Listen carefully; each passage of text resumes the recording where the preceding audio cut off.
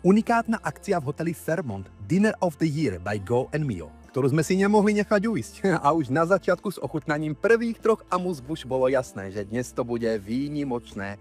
Po recepcii sme sa presunuli do prekrásnej reštaurácie Zlatá Praha, ktorá túto akciu hostila. Predkrmy, na ktorých sme mohli oči nechať, boli božské.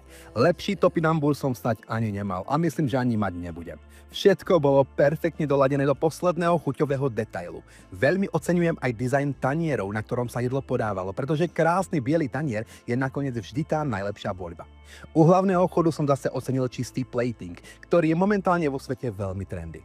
Ale lanížový dezert, ktorý nás čakal na záver, bol ten moment, u ktorého sa vám na chvíľku zatajil dých.